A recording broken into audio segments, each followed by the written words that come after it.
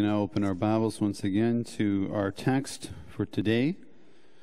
Of course, this text continues our series on the Sermon on the Mount, and we've gone through Matthew 5 and one sermon in Matthew 6, and now we come to Matthew 6, verse 19 through 24, which is titled Treasures in Heaven.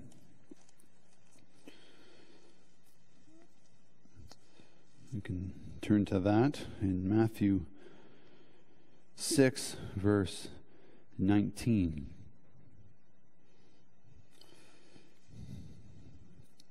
Which begins, "Do not store up for yourselves treasures on earth where moths and vermin destroy, and where thieves break in and steal.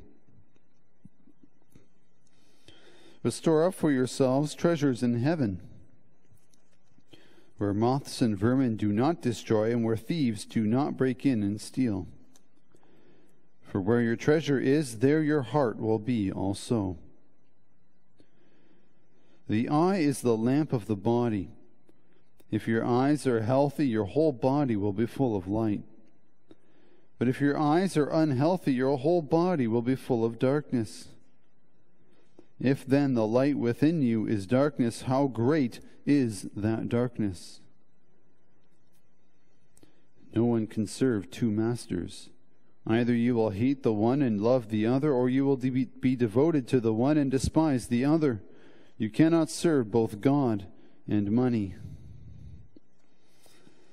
That's for the reading of our text.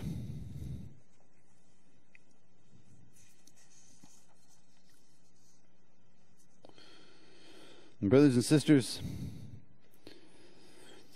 there's a church in North Carolina. It's called Summit Church.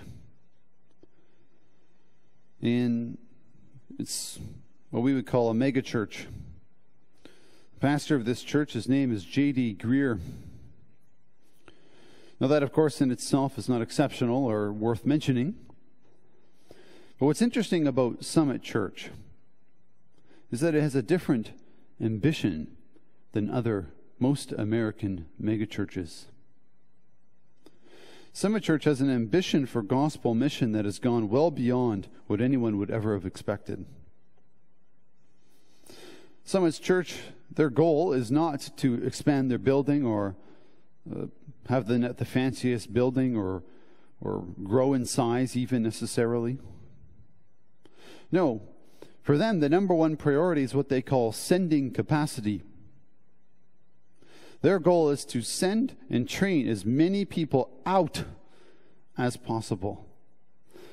And they've proposed an ambitious vision of planting 1,000 churches in the next generation. Now that sounds overly ambitious, but in fact, in the last couple of years, they've already planted 47. And we, of course, don't know the health of that or anything of that. But the point is, they have an ambition for the gospel. They've put aside what they need for themselves, and they've said, no, our goal is to benefit the kingdom first. And one interesting example of how this works is how they send their young people into mission. In Summit Church, whenever someone graduates from university with a degree in some field, the church encourages them to spend 2 years working for a church plant, usually which is in a small town, and to make that church plant the number one priority for how they organize their life. And usually this requires the college graduate taking a job in a town where the jobs aren't that great. After the 2 years, the graduate can then go and find a job, the kind of job they really want. Or maybe they've decided to stay in that church plant. The point is, and I think this is the core of the issue for the sermon today, do you and this church shows tangibly how to put the gospel and mission first in the lives of its people. And they ask people to make tangible sacrifices to make that so. And that fundamentally is what our passage is about today, which I'll preach to you today under this theme, the Christian's single-minded ambition. We're going to see three things: hoarding the eternal, and filling your body with light, and number three, serving one master. And now before we get into our first point, let's do a little bit of review. We've been doing a series here in this church on the Sermon on the Mount, Jesus' first big sermon in the book of Matthew and in his ministry. And in the Sermon on the Mount, Jesus is answering the question, how is following Jesus different from living in the world? What does it mean to be a member of the kingdom of heaven, the kingdom of God? What is that? What does that mean for someone? And we learn in this sermon that being part of Jesus' kingdom is to have a radically transformed character. This is what we see in the Beatitudes. We also see that living for Jesus means that inevitably the world is not going to like us. We also see that living in the world is going to produce a hunger for God. It's going to reorient your fundamental desires. We know that because this kingdom is built on the Old Testament, yet requires a radical way of living that goes well beyond the laws of the Old Testament.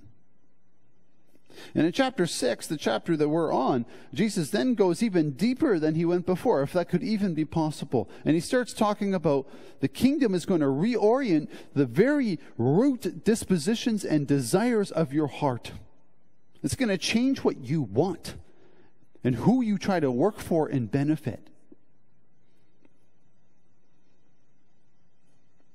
He says if you've got the wrong wants, then that's going to suppress your kingdom work.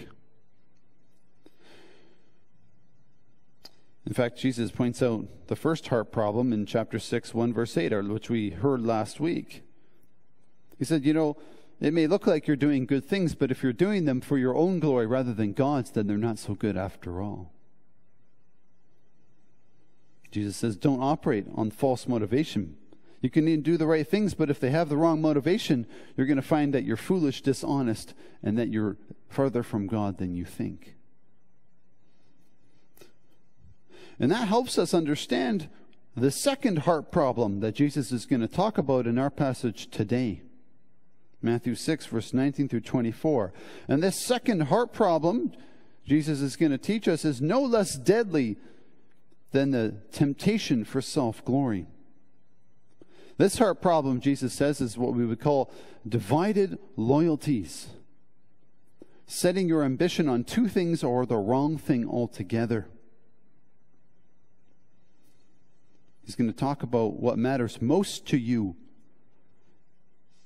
and the threat and the danger of the wrong things mattering to you. And so we see this, Jesus begins to teach us this in verses 19 through 21. And let's see what Jesus says there. He starts in verse 19 by saying, listen, do not store up for yourselves treasures on earth where moths and vermin destroy. Do not store up for yourselves treasures on earth. It's interesting, the word for store up and treasure is actually the same in the Greek. So we could say, do not treasure up treasures for yourself.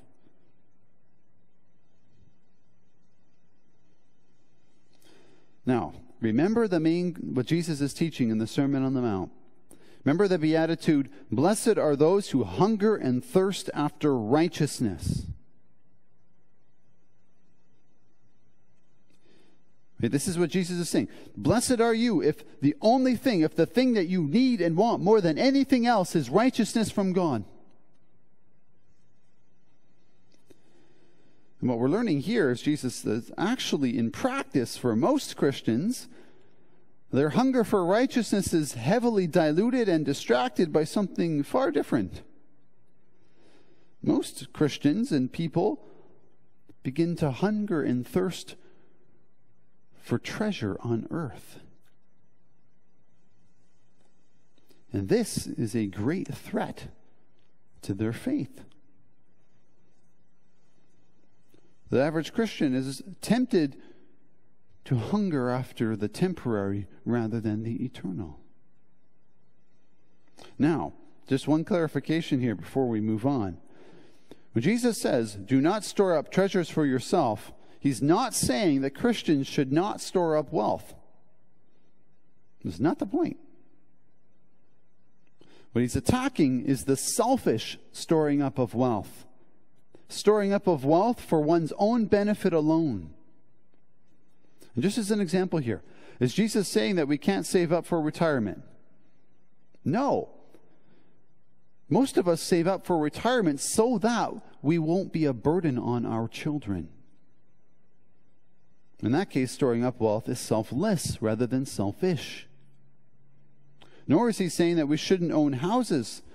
Many of us own a house because it's financially responsible and allows us to be more generous rather than less. What Jesus is challenging is the excessive storing up of wealth and hoarding of wealth for one's own benefit and pleasure. One commentator said it this way. He said, nevertheless, most people who are able to save and invest, experience the temptation to drastically overestimate their genuine needs. And they are tempted to try and secure their future against all calamity by storing up enormous wealth. Meanwhile, the poor continue to be poor. Jesus is attacking this temptation to grossly overestimate how much we need and to hoard up so much wealth so that we can insulate ourselves against any problems ever. Jesus is attacking the problem of what we would call hoarding, basically. And not just our wealth either. The hoarding of our wealth and also our talents and our time. And every other gift that we've been given. And keeping it all for ourselves.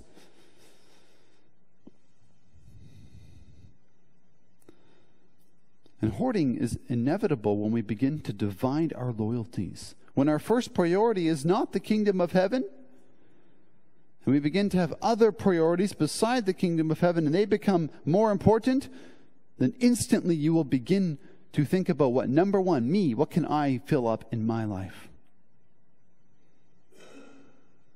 You know, we think, yes, we believe Jesus, Jesus gives us an eternity in heaven. Yeah, sure, agreed. In fact, I really like that. But I also need to feather my own nest here on earth too. Heaven isn't quite good enough for most of us. We need to make earth into heaven too. It's not good enough to own a house. We need to have a really nice house. It's not enough to have a nest egg for retirement. We need a huge nest egg to make sure that nothing bad ever happens in retirement and that we can travel the world every year. It's not enough to own a car. We have to have the latest and best cars. And see, what happens then is we take the gifts that God gives us, right? Everything that we own is a gift from God. And instead of worshiping God with our gifts, we begin to turn them in to ourselves. It's a supreme irony because when everything comes from God, but yet we think that everything we own becomes ours. Here's a Hosea 2 verse 8 where God comments on the people of Israel. He says, look, she has not acknowledged that I was the one who gave her the grain, the new wine and oil, who lavished on her the silver and gold, which they used for Baal. Any of our possessions that we end up using for ourselves, it's like serving Baal with them. And Jesus says one of your greatest temptations of the North American Christian is that they use the gifts of God for their own pleasure. Not that we shouldn't have comfort or pleasure or anything. The question is, what consumes you? What is driving you in your heart? What matters to you most?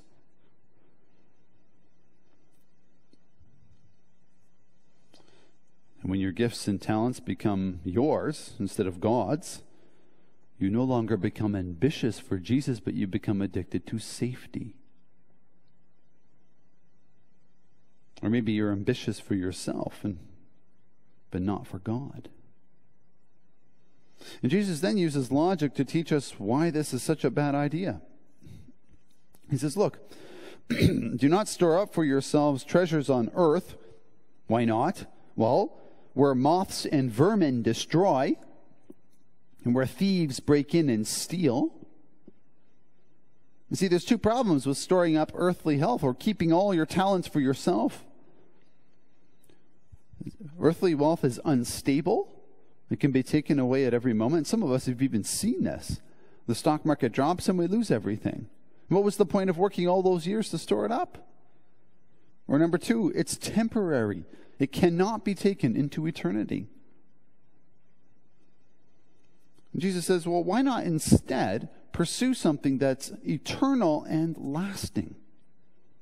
He says, look, but store up for yourselves treasures in heaven, where moths and vermin do not destroy, and where thieves do not break in and steal. Nobody can steal what God has in heaven for you. I'm going to ask the question, well, how do we store up wealth in heaven? What does that even mean? Well, you store up wealth in heaven by doing and participating in the things that are eternal. And there's lots that's eternal, actually, in your life. It may surprise you.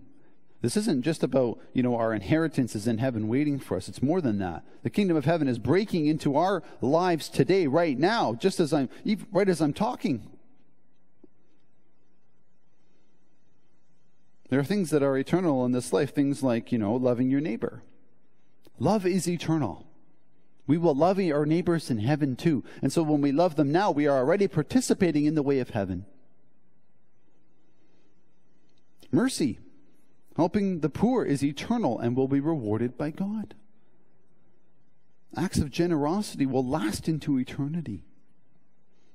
Supporting and participating in your local church. Your church is an eternal institution. Everything you do as part of the church is eternal. Like some of us, we think, I'm only on a committee volunteering here and there, or all I do is I'm the treasurer, or I work on the C of A, or on the care committee, and we tend to think, that's just a small thing. It's not. None of it is small. This church, these group of people are going to be with us in heaven. And whatever upbuilding we do today in the local church lasts for an eternity. Worshiping God is eternal. We'll do that for an eternity too. And all of it has effects and reverberations for how we enter eternity. And finally, mission. Preaching the gospel is eternal because through preaching the gospel to our neighbors, people may come to faith and join eternity with us. You ever think about that? It's funny, when you read popular culture, or when you watch movies or you read books and plays, one of the age-old human needs or sort of these desires is legacy. I want to make a difference in this world. I want to leave an imprint. If you read especially the ancient Greek mythologies and stories, this is the great desire of the ancient Greek. Immortality through people speaking of you in future ages. And right here, Jesus is giving you immortality. He's giving you a legacy beyond legacy. You don't need to put your name on some wing of the hospital. Just participate in your local church. Infinitely more meaningful. And by doing all of these things, yes, you're essentially cementing your inheritance in heaven. And there is that sense as well. If you think about 2 Peter 1, make your calling sure. Make your election sure. Well, how can you make your election in heaven more sure? How can you be more sure of your salvation? Well, do the things of God. You will build up that, yes, you will, and you will grow closer to God. And what better way to find assurance than that? You don't find assurance by sitting in your room, brooding over the sin of your soul. No, assurance comes from being part of God's people and doing His things. Make your calling sure. And one thing you can be absolutely sure of is making your life about pursuing wealth and comfort will not contribute to your eternal destiny. That's what Jesus is saying. Now, that'll come back in our third point, so we'll leave it now. Because Jesus says, "For where your treasure is, there your heart will be also." This is the other side of, you get encouraged. We are encouraged to seek what's eternal, but also, if you spend your whole life searching for what's temporary, you may find at some point that, in fact, your salvation is temporary too. You may discover one day that you don't know Jesus at all. But we'll return to this in the third point, as Jesus picks up that thread with the two masters. But in between, Jesus has, in our second point, he continues his argument with another really mysterious teaching at first glance. Look what he says here, in verse 22. "The eye is the lamp of the body. If your eyes are healthy, your whole body will be full of light. But if your eyes are unhealthy, your whole body will be full of darkness. If then the light within you is darkness, how great is that darkness?"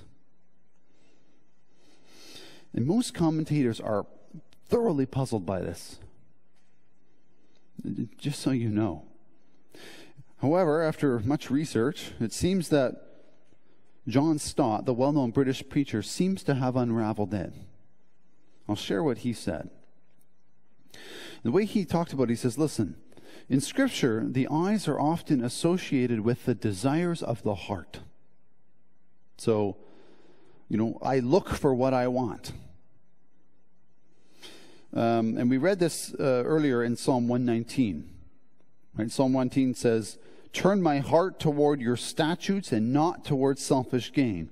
You see the parallel to today's passage. Turn my heart towards you and not towards selfish gain. And then it says, "Turn my eyes away from worthless things, preserve my life according to your word." And so there's this parallel between the heart and the eyes. And particularly towards the desires of your heart, what your heart looks for. And Jesus is saying, he's saying essentially this. He's saying, look, the desires of your heart have an enormous effect on everything else that happens in your body and in your life. The thing you look for and want most is going to dramatically affect everything. Right? If you want something that's good for you, good things will happen to you. If you want something that's bad for you, bad things will happen in your life. And your desires are the leading edge of everything that you do. It goes back to, hungering and thirsting after righteousness. I mean, what happens if someone loses their appetite for food and stops eating? What if someone no longer desires eating? Well, it's only a matter of time before they die. You might say, did their lack of appetite kill them? No, the lack of food killed them. But the lack of appetite caused the lack of food, which then killed them. The same is true with the other desires of the heart. If the main desire of the heart is greed, it will eventually destroy the rest of your life. We've all seen the story of Scrooge, the miserly banker in the Christmas stories. Scrooge eats alone at Christmas. He's grumpy. He treats his employees terribly. Scrooge's greed turns him into an awful person. His greed, which is darkness, turns his whole life into darkness. And by using this example, Jesus is teaching us about the perils of setting your heart on the wrong thing. And he's teaching us about the link between what you want and what happens in your life. He's teaching us how to evaluate whether our ambitions are healthy. It's a big deal, and it's also the thing you want most is particularly important. That will affect everything else that happens. Now, I'm going to walk you through a few examples to try to illustrate this. They're categorized by age. Let's imagine you're in high school, for example. You're in high school and you're a Christian, you go to church, sure. But popularity becomes your big desire. You want to be liked by your classmates. And pretty soon you become willing to do almost anything to become popular or liked. You hate being on the margins of social life. And pretty soon that desire becomes far bigger than serving God. Well, what happens then?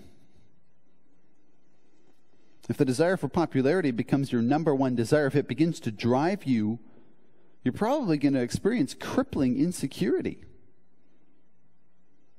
anger, despair.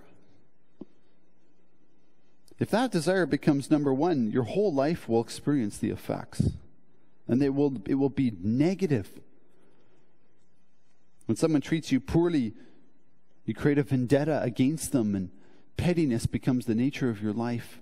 Friendships are broken as they get in your way.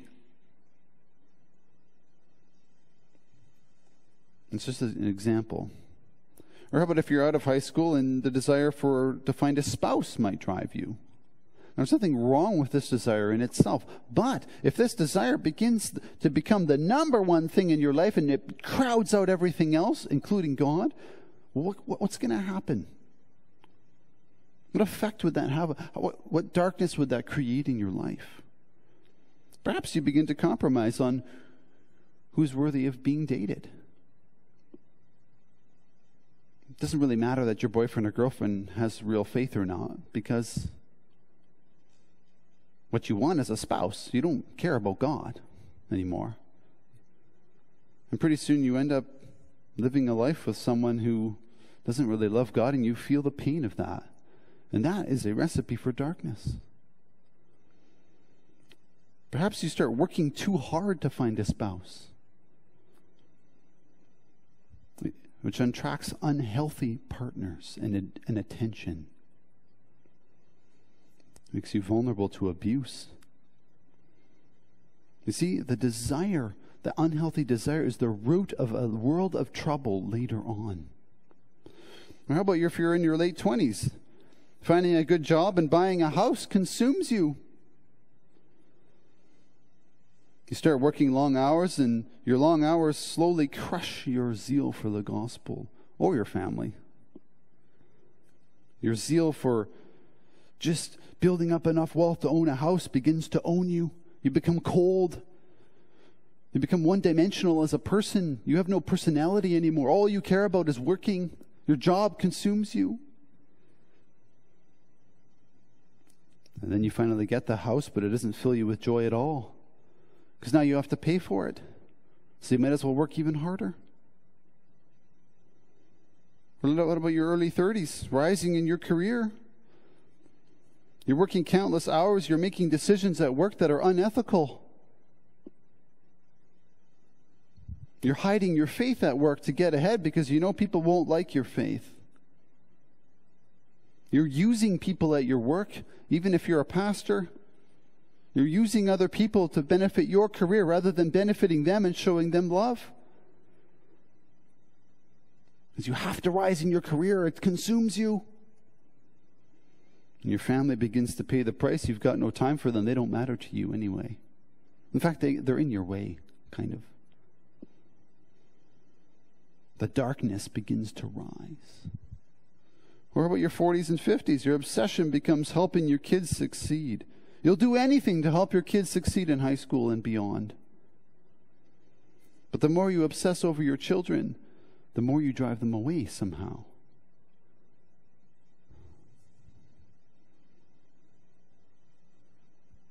And pretty soon your help becomes a problem and unhelpful in the end. And what your kids do something bad, or they do something that short circuits their future. They make a mistake, and your anger and your frustration boils over, and you become just this giant weight on you. You can't escape it. What your kids do has such an effect on you. Or how about your 60s and 70s? Your life becomes ensuring a comfortable retirement. As you begin to obsess about being safe in your retirement, the stock market takes a dive and you lose half your savings. And you're overwhelmed with a year of grumpiness and anger and, oh, the world, I hate the world. The world took my life from me. Or maybe one of you gets sick at age 64. You've saved up millions of dollars, but what's the point? Now you're sick. And suddenly all that time you spent in that extra money and doesn't mean much, does it? You become permanently grumpy. You don't care about anyone else. The world took your joy away from you, and darn it, they can pay. You see? And then Jesus, look what Jesus says. He says, if the light within you is darkness, how great is that darkness?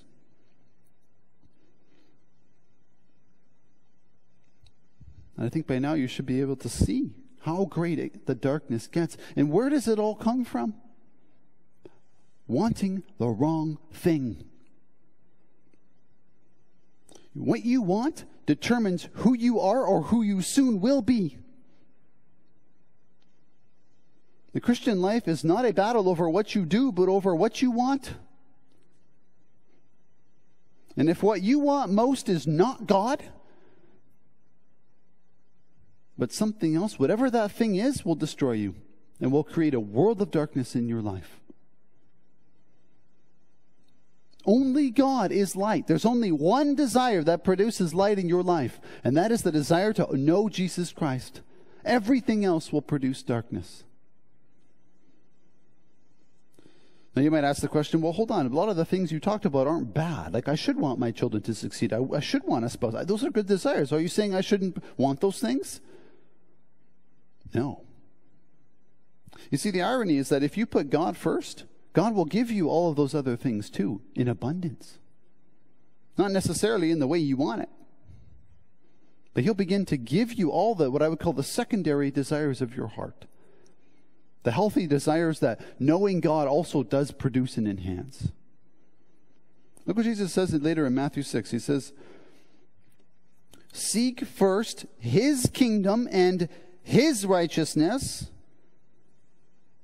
and all these things will be added unto you. You see that? You see the link? Seek first me and my righteousness, Jesus says, and I will give you all the other things that you need. I will give you food. I will give you a place to live. I will give you brothers and sisters at church. I will give you the ability and the wisdom to work with your children appropriately. I will give you what you need in retirement. I will do that. It may not be exactly what you want, because what you want is probably bad in many ways. What I'm going to give you, Jesus says, is going to be better. Probably less rich. And see, if the secondary desires in your life jump the rails and become ultimate, then darkness results.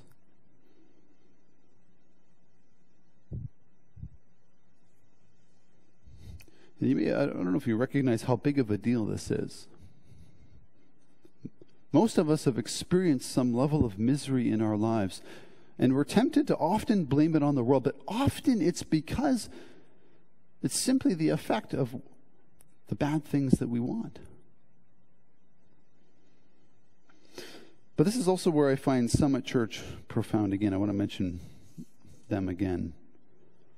I mean, look what they're saying. College graduates spend 2 years in a church plant in a small town with not very good work prospects. Do that before you start your career. Think about the radical nature of a decision like that. And the same attitude can be extended to every stage of life. Before taking a job in another town to further your career as a 30-year-old or 40-year-old, consider whether moving to that other town actually would benefit your service to Jesus Christ. Is there a good church to serve in at that town? Have you even thought about that? Or is your career your driver? Instead of building up a retirement around your own comfort, consider how you can use your retirement to build up God's church. How about designing your retirement so that it can be an opportunity for you to serve even more than you did before you retired? Is that the number one reason for how and why you retire? How do you choose what house to buy?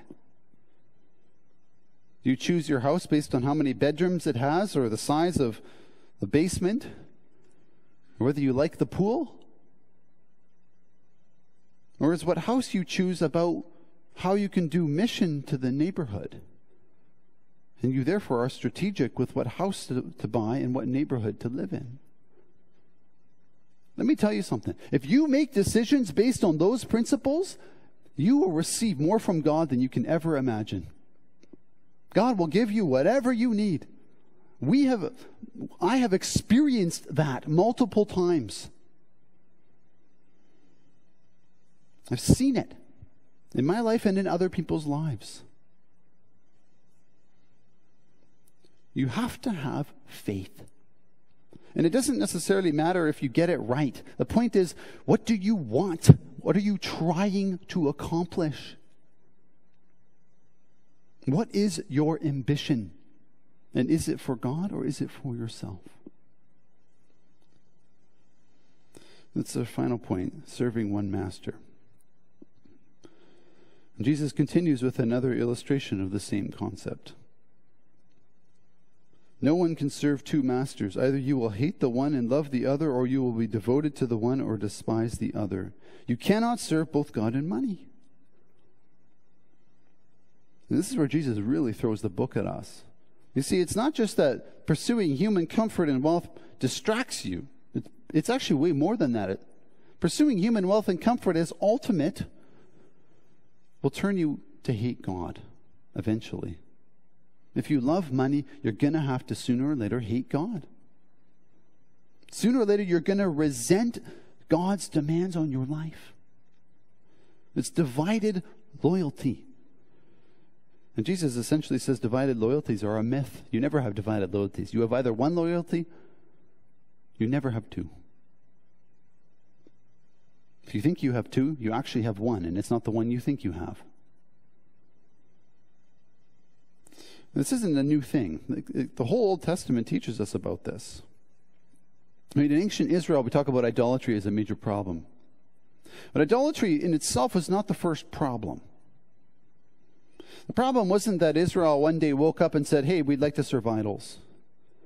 It's extremely rare that someone wakes up in the morning and says, yeah, I served God yesterday, but today I'm going to abandon God completely and serve idols today. That's very unusual. You see, in ancient Israel, it was the same. Abandoning God in ancient Israel was usually a long process where the idols slowly lived alongside their service of God. The biggest problem in Israel came when they thought they could serve God and the idols.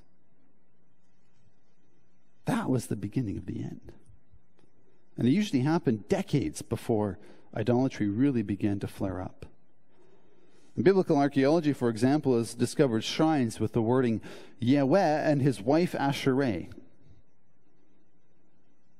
You can see what's happening, right? There's a shrine where they're still serving God, but Asherah becomes related to God. It's a Canaanite idol. The prophets often spoke of the people of Israel. You know, they offered sacrifices in Hosea and Amos, but they didn't really mean it. They knew God existed, but they didn't really pay him much attention. The problem came because they were hedging their bets. I'm sure we'll serve Yahweh, but it doesn't hurt to help Baal. And besides, Baal's worship is really fun and highly sexualized.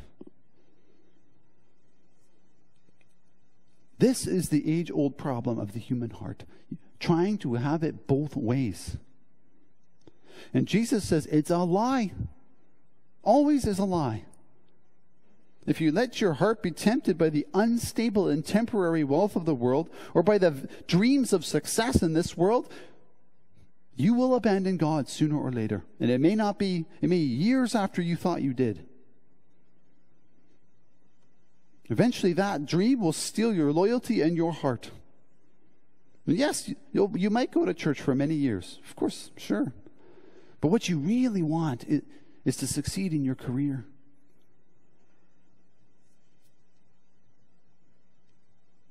Turning the football game after church is way more interesting than church, of course. Not that there's anything wrong with that.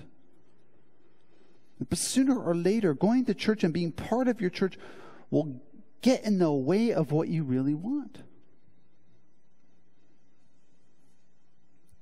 And sooner or later, you hate church. Oh, what a burden. Ugh. You see, the demands of Jesus is a burden on your life rather than the path of blessedness, and it twists you and turns you against God. Brothers and sisters, your heart is the true battleground. The desires of your heart are the ultimate fight in your life. If you're engaged in bad actions, that means that the desires issue, so it's almost too late. When you want the wrong things, that's where the battle starts. Of course, at this point you might say, well, hold on, I can't control my desires. My desires are way too powerful. I'm constantly wanting the wrong thing. How can you tell me to work on my desires? My desires, I feel overcome by them. Oh, my wealth and my comfort, they own me. Oh, I'm trapped in my career. I can't get out.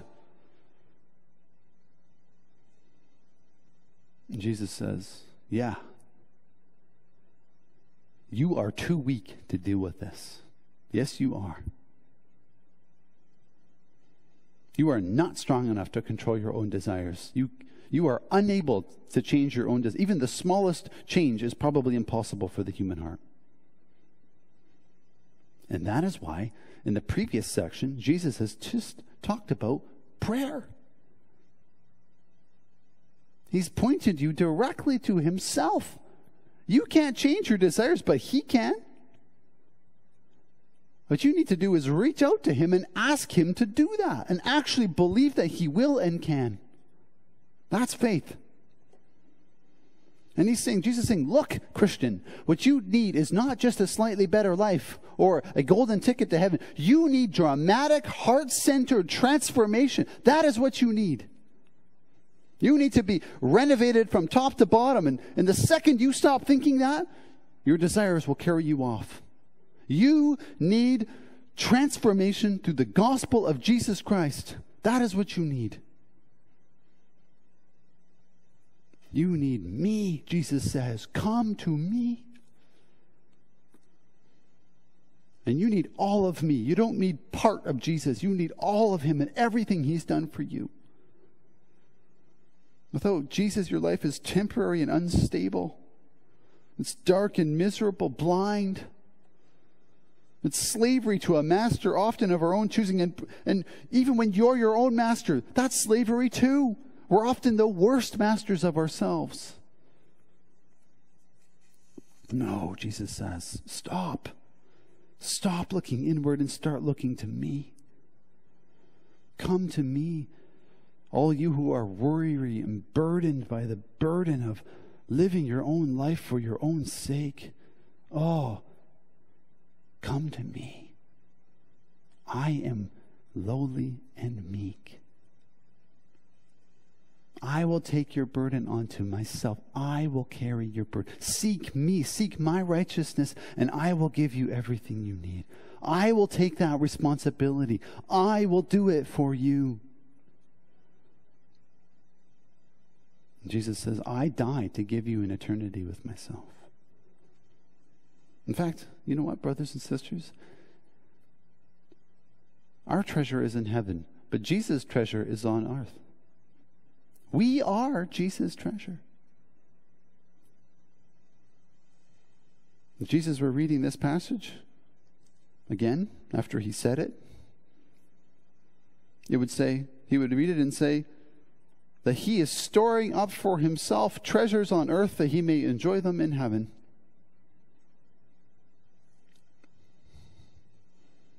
That's what he's doing. And so if you read this passage and it convicts you and condemns you, praise be to God. Because now you have begun to see the value of Jesus as your treasure. And if you failed, and if your desires are constantly bad, don't worry. You're Jesus' treasure. And he doesn't abandon his treasures. He doesn't leave them behind. And when he stores them up, he makes sure that the moths and vermin do not eat them. And Jesus says, so you don't need the amusements of the world. You don't need the comfort. You don't need your retirement nest egg. You should have one, but you don't need it to secure your soul. Set your desire and your ambition on Jesus Christ, and he will give you everything else you need. Don't set your ambition on yourself and your kingdom. Set it on Jesus, for you are his treasure. Amen.